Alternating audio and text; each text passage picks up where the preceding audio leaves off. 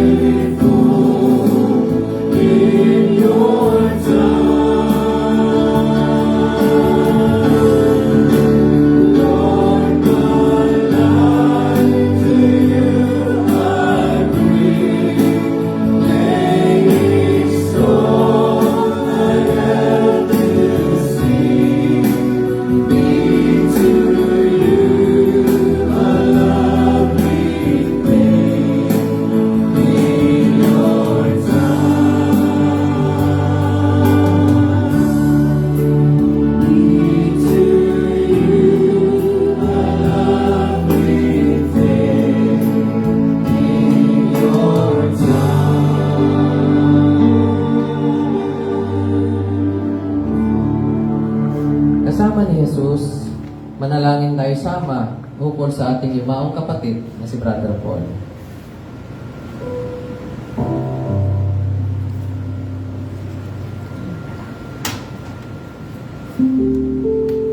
O Amang lumikha, lahat ng iyong pinapal na namatay, dahil sa iyo ay mananatiling buhay. Dahil din sa iyo, ang aming mga katawan na hindi maglalaho sa aming pagkamatay, kundi dumaranas lamang ang kaluwalhatiang pagbabago. Tinatanggap namin ng maluwag sa aming kalooban ang pagyaon ng aming kapatid na si Brother Paul. Yayamang siya ay tinawag mo na sa aming piling, kung ano man ang kanyang pagkukulang ay ipagpatawad mo na sana. Isaalang-alang mo ng mga dinanas niyang kahirapan at ang kanyang katapatan sa iyo at sa kanyang mga mahal sa buhay. Ipagkaloob mo sana itong aming kahilingan sa pamamagitan ni Jesus na nabubuhay, kasama ng Espiritu Santo, magpasa walang hanggan. Amen. Amen. Ayun po'y maupo at makinig sa mga pagpasa. Unang pagbasa.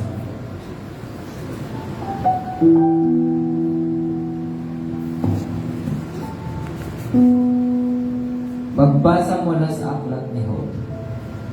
Sa lupain ni Uz ay may isang taong nagngangalang Job.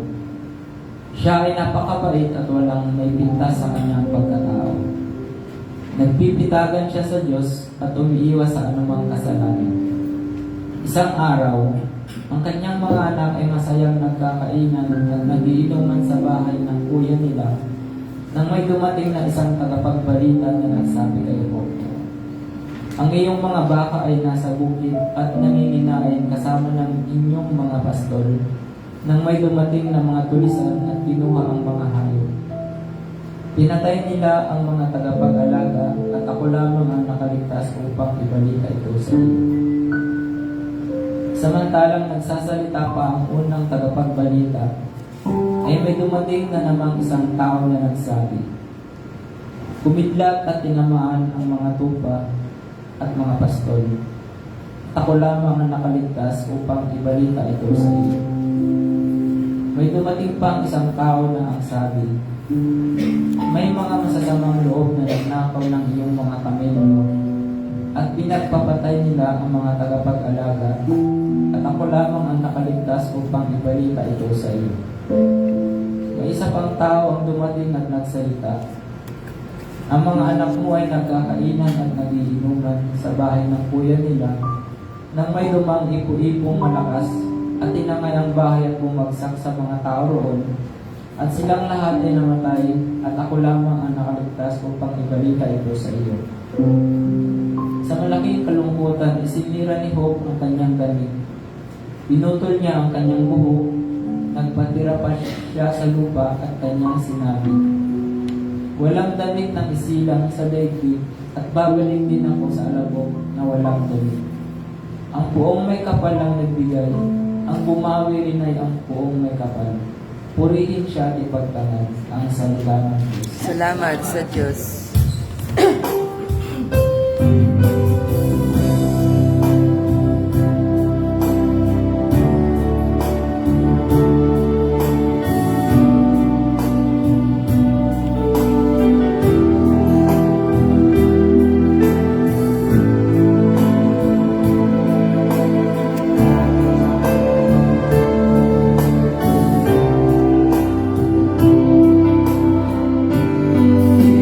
Di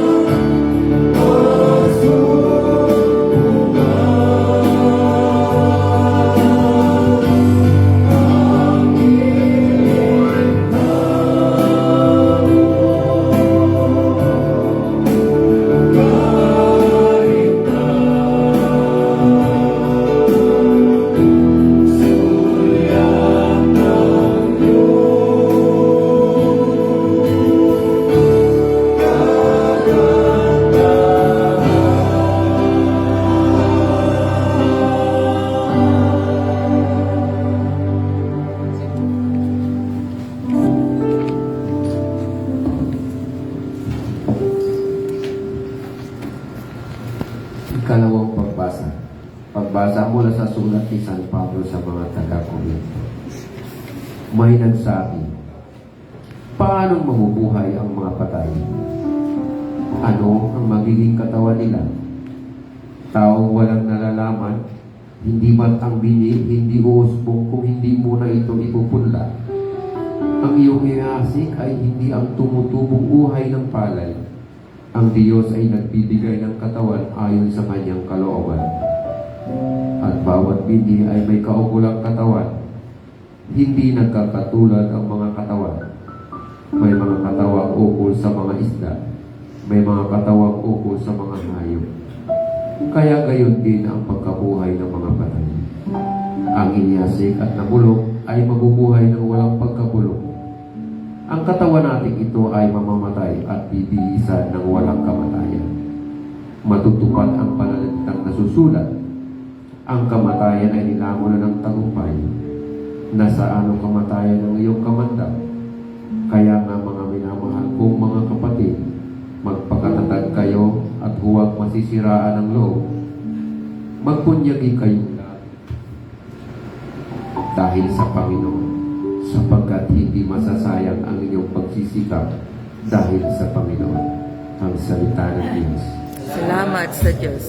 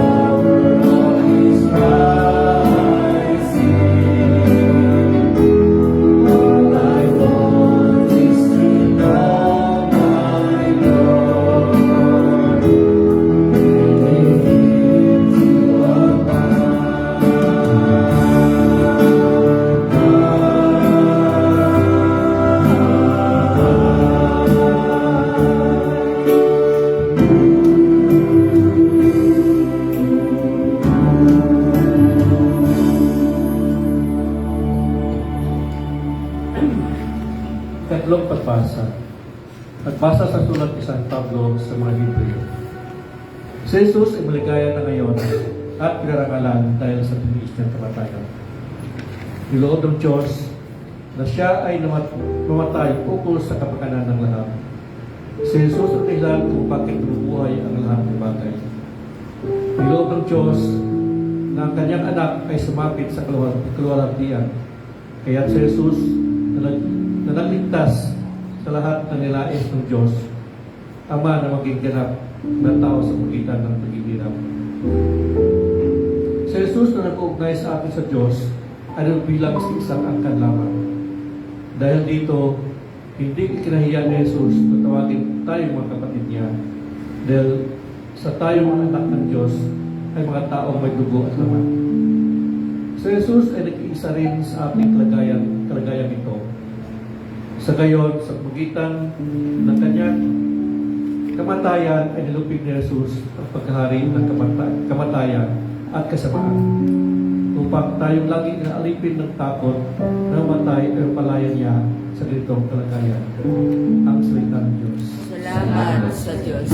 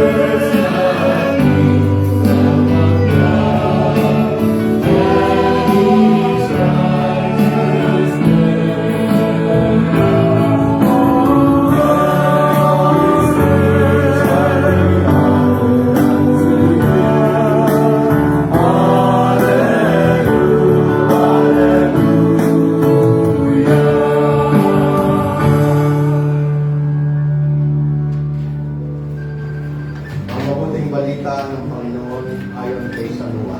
Papuri sa iyo. Puri sa iyo, Panginoon. Nagkasakit si Lazaro na taga-Betania, kapatid ni Maria at Marta. Nang malaman ni Jesus, sinabi niya ito sa kanyang mga alagad. Ang sakit na ito ay hindi ukol sa kamatayan, kundi sa kaluwalhatian ng Diyos. Upang sa pamamagitan nito ay luwalhatiin ang anak ng Diyos. At si Jesus ay 2 araw pang lumagi sa puok na iyon. Pagkaraan ay sinabi niya sa kanyang mga alagad, tayo nang bumalik sa Judea. Si Lazaro na ating kaibigan ay natutulog. Ako ay tutungo sa kanya upang siya ay gisingin. Sumagot sa kanya ang mga alagad, Panginoon, kung natutulog lamang siya ay wala siya sa panganib. Ngunit ang sinabi ni Jesus tungkol sa pagyaw ni Lazaro ay nakala ng mga alagad na hinggil sa pagtulog. Kaya't sinabi ni Jesus ng malinaw sa kanila, si Lazaro ay yumao na, at ako ay nagagalak dahil sa inyo, sapagkat ako ay wala roon, at ngayon kayo ay naniniwala. Halina, tumungo tayo sa kanya.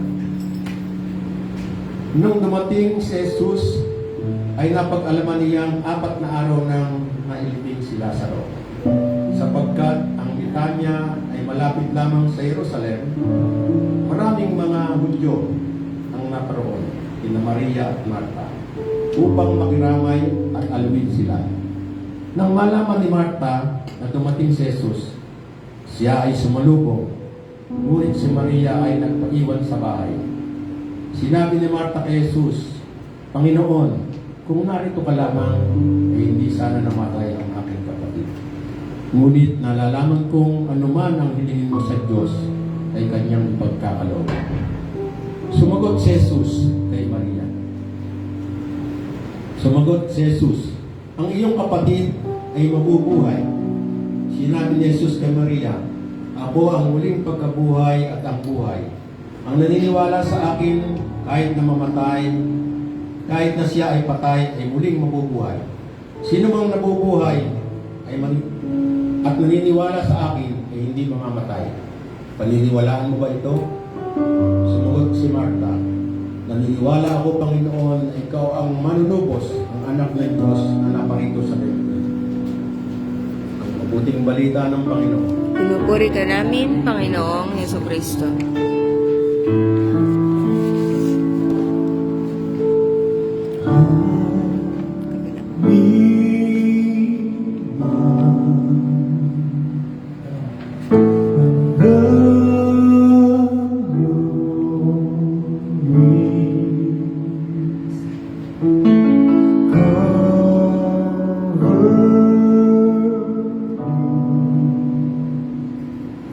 Within your mighty hand, when the oceans rise and thunders roll, I will soar with you above the storm. Father, you are king over the flood. I will be still, know you are God.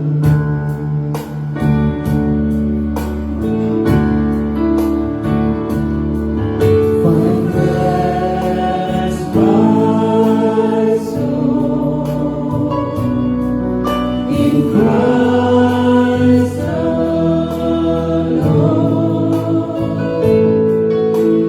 Know His power in quietness and trust. When the oceans rise and thunders roll, I will soar with you above the storm. Father, you are king over the flood. I will be still and know you are God. The oceans rise and thunders roll, I will soar with you above the storm. Father, you are king over the flood. I will be still and know you are God.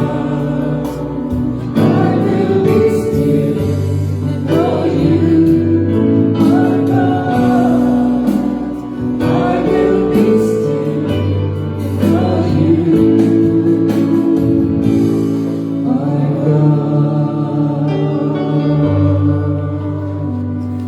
Maupo po sa mandali. Mga kapatid, si Jesus ang pag-asa nating lahat na naniniwala sa Kanya. Sinasabi niya na ang yumao sa daigdig ay hindi patay, kundi natutulog lamang. Ayon pa rin kay Jesus, si Lazaro na ating kaibigan ay natutulog lamang. Ayon pa rin kay San Pablo, tayo ay di dapat maligalig sa ating pagyao sa daigdig, sapagkat tayo mga naniniwala sa salita ni Jesus sa Ebanghelyo ay hindi mamamatay. Itinuturo sa atin itong ating paniniwala na si Jesus ay muling nabuhay at hindi na mamamatay. Dahil sa Kanya, tayo ay hindi na rin mamamatay. Nasasalig kay Jesus ang ating mga pag-asa na tayo ay muling mabubuhay. Bagamat may nawawala sa atin sa kamatayan, labis-labis naman ang ating makakamtan sa muling pagkabuhay. Tayong mga isinilang na muli sa binyag, sa bisa ng salita ni Jesus, ay dapat lalong magtiwala sa Kanya, sapagkat taglay niya ang kapangyarihan na bumuhay ng mga patay. Subalit sa kabila nito, tayo ay naniniwala kay Jesus. Hindi natin mapigil ang makadama ng kalungkutan sa pagpanaw ng ating mahal sa buhay. Tunay ngang kung wala si Jesus, tayo ay lubhang kahabag-habag. At walang kahinatnan ng ating mga pagsisikap. O kamatayan, pinaghiwalay mo ang pinagbuklod ng pagmamahalan. Malupit mong winawakasan ang kaugnayan ng mga magkakaibigan. Nagapina ni Jesus ang kapangyarihan mo sa amin. Yayamang binalaan ka ni Propeta Hosea, ako ang iyong kamatayan. Kaya't sa pananalita ni San Pablo, hinama ka namin o kamatayan. Nasaan ang iyong tagumpay o kamatayan? Nasaan o kamatayan ng iyong kamandag? Ang lumupig sa iyo o kamatayan ay ang manunubos. Inihandog niya ang kanyang sariling buhay na pintil ng mga taong tampalasan upang ang sangkatauhan ay makahati sa kanyang bago at walang patapusang buhay. Maraming pangungusap ang banal na kasulatan ang makaaaliw sa ating panungkutan ngayon. Ngunit sa kasalukuyan, sapat na ibaling natin ang ating pansin sa bigay ng ating manunubos na pinaniniwalaan natin na buhay na maguli. Ayon kay San Pablo, kung tayo ay namatay na kasama si Kristo, kasama rin niya ay muling mabubuhay tayo. Hiram lamang ang ating buhay. Ang Diyos ang lumikha at tumubos sa atin. Tayo ay dapat mabuhay na alinsunod sa kanyang kalooban na sinasabi natin sa kanya ang ating pagdarasal ng Ama namin, sundin ang loob mo. Tayo mga iniwan ng ating limang kapatid ay makiisa sana sa damdamin ni Job. Ang buong may kapal ang nagbigay. Ang bumawi rin ay ang buong may kapal. Purihin siya at ipagdangal ngayon at magpakailanman.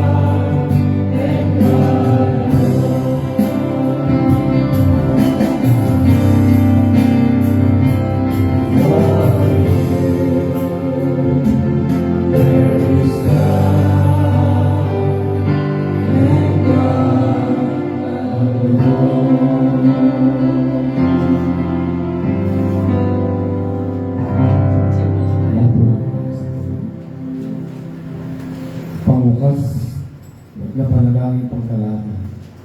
Mga kapatid, sa Diyos namang makapangyarihan na bumuhay kay Jesus mula sa kamatayan na nagbigay sa mga yumao na maluwalhating katawan, ay manalangin tayong lahat at sabihin natin sa Kanya,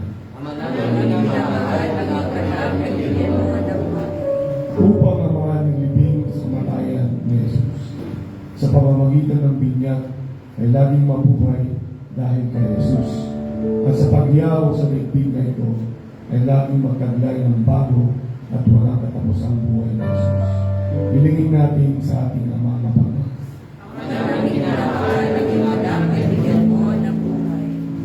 Upang ang mga binigyan ng banal na tinapay na katawan ni Jesus ay laging magtaglay ng kaniyang bagong buhay ngayon at magpasawalang hanggan.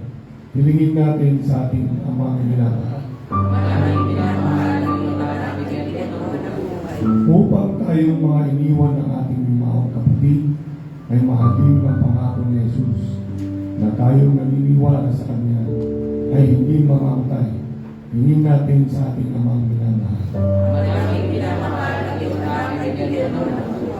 Upang ang ating mga kapatid na si Brother Paul ay nagkamit ng patawad sa mga kapal at sa kapataw ukol sa mga nagawa niya pagpupunan. Hilingin natin sa ating mga minamahal. Upang sa paglisan ng ating mga kapatid, tayong mga iniwan niya na magpapatuloy sa mga kaputihan na kanyang pinasimulan ay mapuknod sa diwa ng pagdalimayan.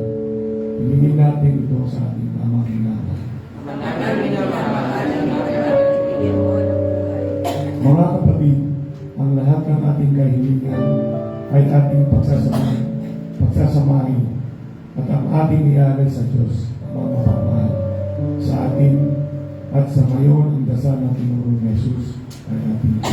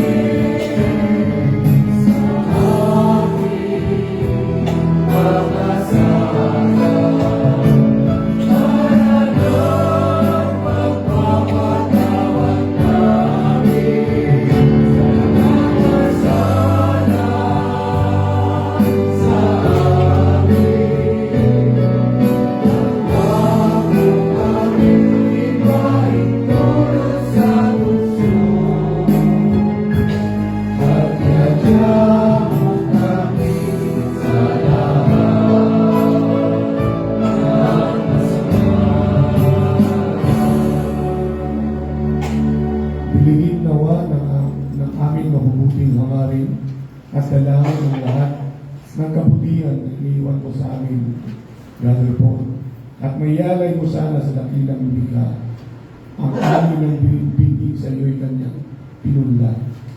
Tulad ng mahabang samyo ng kamangyan, ang halimuyak sa kanyang iniwan mong mga kabutihan ay lumaganap sa amin lahat, nasa iyong nilisan.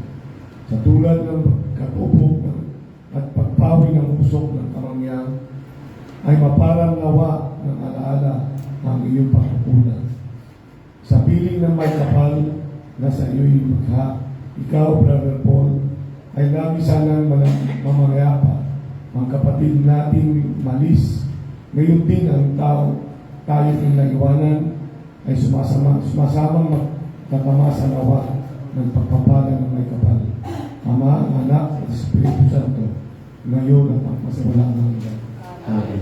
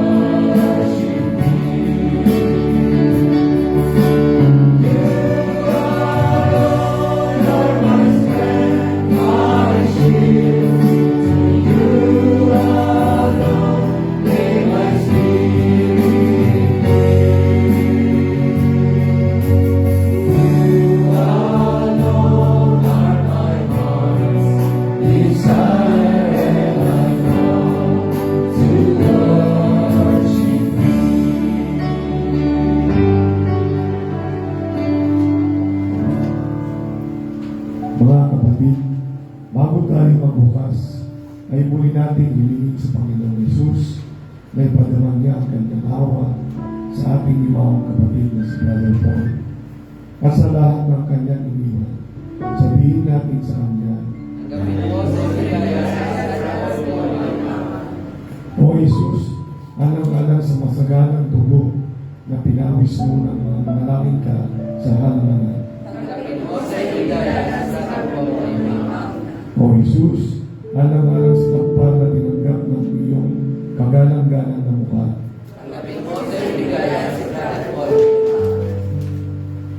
O Jesus, alang-alang sa masakit na hampas ng iyong tiis.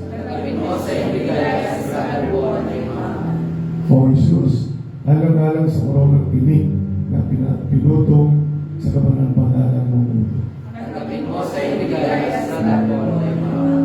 O Jesus, alang-alang sa paglagan mo sa lansangan ng kapahitan sa pantalang ng cross ay iyong pasan-pasan.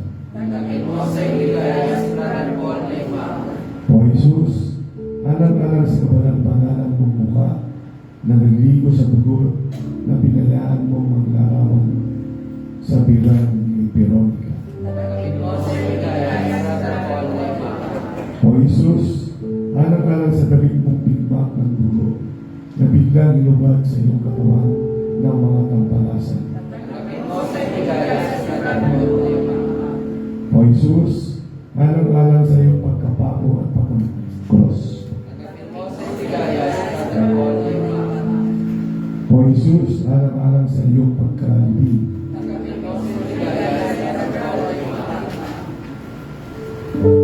O Jesus, alang-alang sa iyong muling pagkabuhay. O Jesus, manunubos ng isang katauhan, ikaw ay pinanganak at isa sa aming buhay. Ikaw ay pinagtaksilan ng iyong mamaling na alagad at kaibigan. Ikaw ay inusig at kurong na isang salarin. Bagamat wala kang kasalanan, ikaw ay sinakdal sa mga purong bayan at kahit na hindi napatunayan ikaw ay nagkasala. Ikaw ay nalimura, pinampas, pinutuon ng puro ng tinik at ipinapuraon sa gitna ng mga salarin na parang isa sa kanila. Ikaw ay nalagutan ng hininga sa krus at iyong tapiliran ay sinigat. Alang-alang sa lahat ng mga pinagtiisan mong ito, ay sinama mo sa iyong maligayang piling ang kapatid namin si Brother Paul na ngayon ay umahon. Noobin mong balang araw ay makasama-sama kami lahat. Yaong mga yumaon na kaming mga naiwan upang mapisan kami sa iyong kariyan na pinagdalan mo. Sa nagsisimang nanakaw na kasama mo namatay sa cross. At ngayon ay nabubuhay sa piling ng iyong Ama at ng Espiritu Santo magpasawalang hanggan. Mga kapatid, tapos na ang ating pagdiriwang, umayo tayo mapayapa sa ngalan ng Ama, Anak at Espiritu Santo. Amen.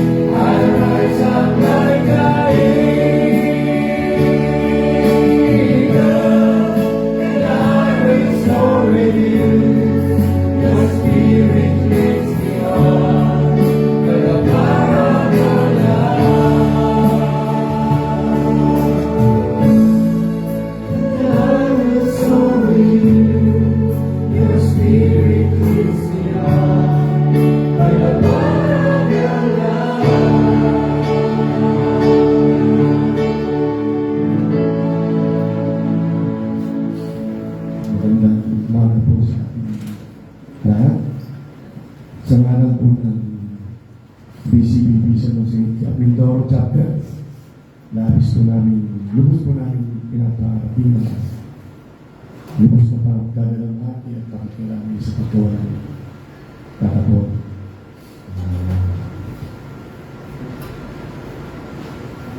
Sana pagkaluman na po siya ng ating may kapal na walang hanggang kapangyarihan at ang iwanan mo ng hanggan.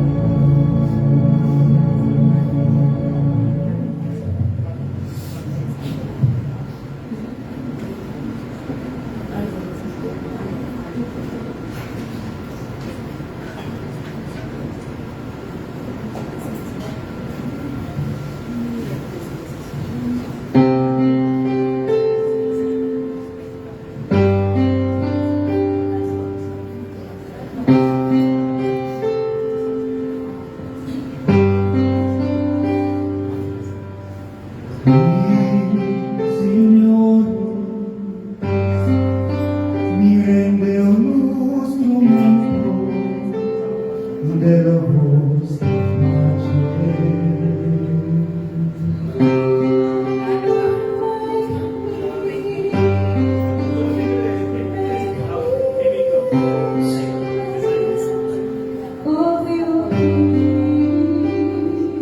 Dove c'ero tu,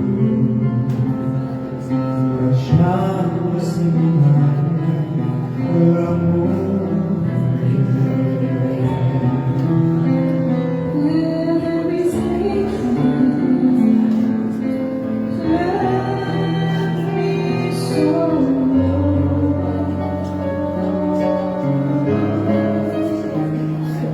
Dove c'è verità, dove c'è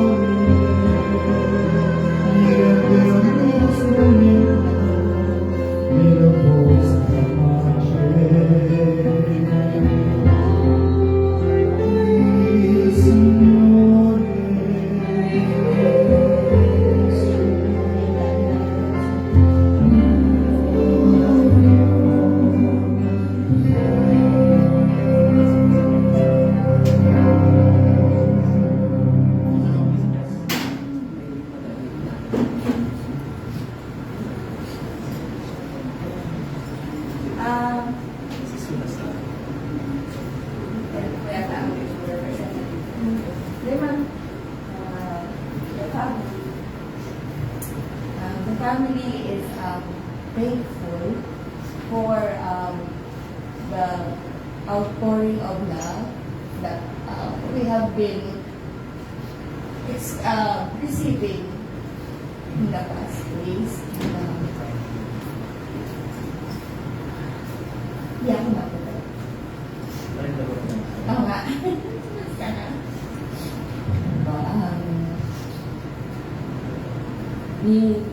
I-ano ko lang din ko kasi si Sis Crystal ay nag-explain pa ang message siya. Nasa hospital sila. Sabi sa akin yung papa, alam nila na ano, alam nila Crystal na yung nasa hospital. Sabi ko, hindi ko masyado maisip. Paano nga kayo na? Sabi ko gano'n. Pero yun nga kasi, yun naman ko ang na-experience natin sa PCBP. From the start since nag-join hindi pa part ng community. Pag-prayer request talaga ay ang bilis po ng pagkalat po. And sabi ko ay nga, parang nag-message ng prayer si Brother Jen, si Ian Dio. Hindi ko rin sure, basta sinagot ko na naman. And now that San Jose Chapel is here, and ang ganda-ganda po talaga ng service na in-offer mo po for Papa And for us. And I think it's not just for us kasi yun to pala yung feeling na yung tatay namin, tatay ng lahat. And paano ko ma-explain na parang lahat tayo kamasama sa mga kasiyahan, mga alam niyo naman, mahal po kayo ni Papa. Anytime po ay welcome po. So, we extend that kindness and warmth kami pong mga anak niya. And you're always welcome po.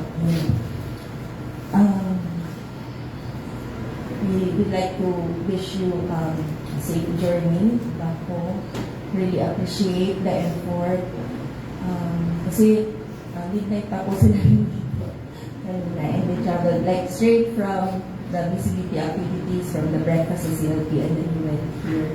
Really appreciate it. And yeah, we just wish you all a safe journey, and maybe carry the inspiration that Papa has left for all of us to move forward and to really love Jesus.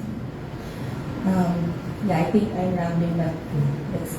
I just wanted to share that with you. Thank you.